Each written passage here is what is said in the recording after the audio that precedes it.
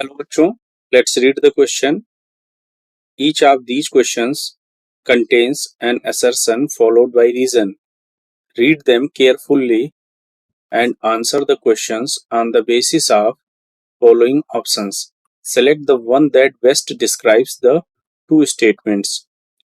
Option A is if both assertion and reason are correct and reason is the correct explanation of assertion.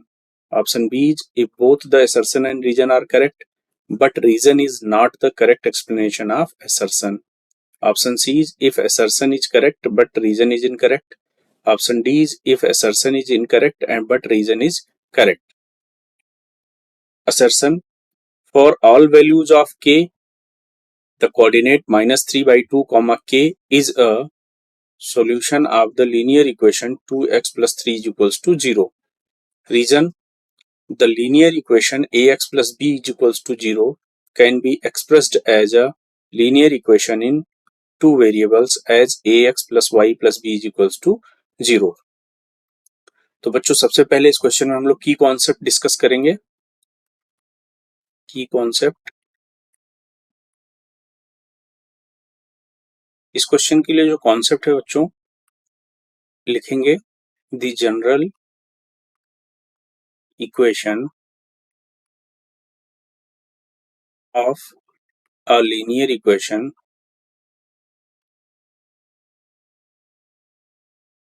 in two variable is ax plus by plus c is equals to 0. And अगर solution की बात करें, the value of x and y which satisfy the above equation is the solution of above linear equation.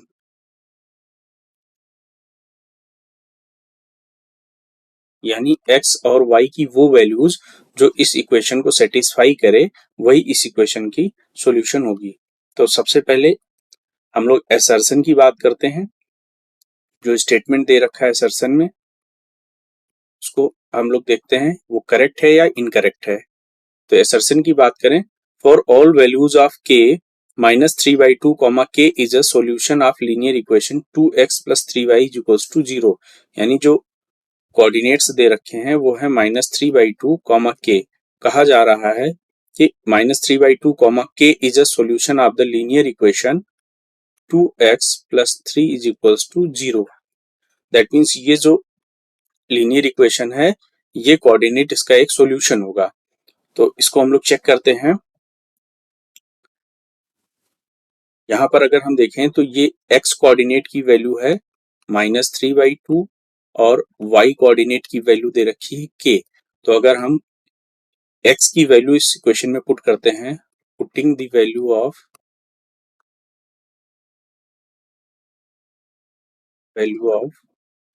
x, ये जो equation का है ये left hand side है और जो 0 है वो राइट हैंड साइड है.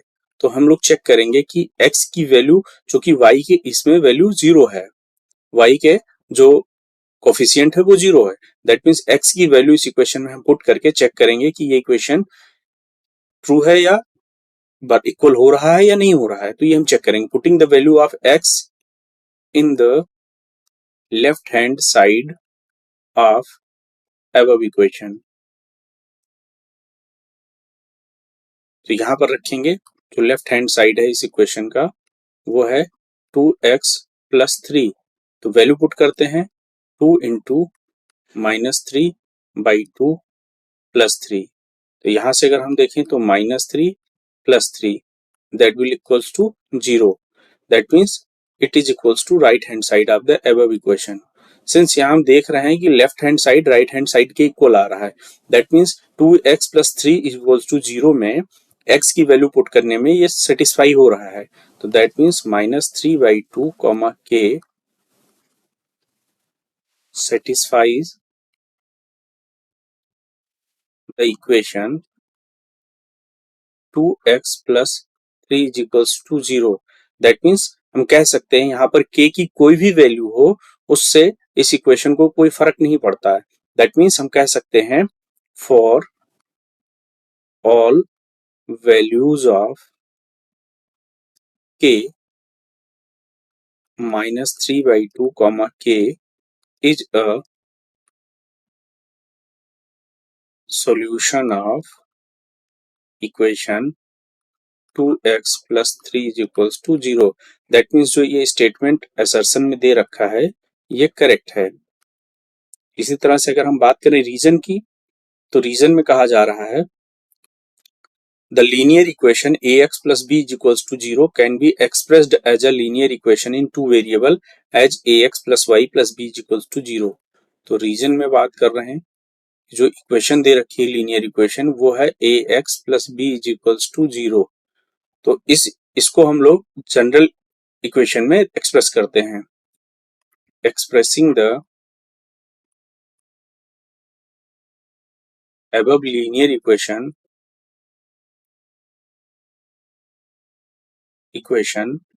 in a linear equation in two variable।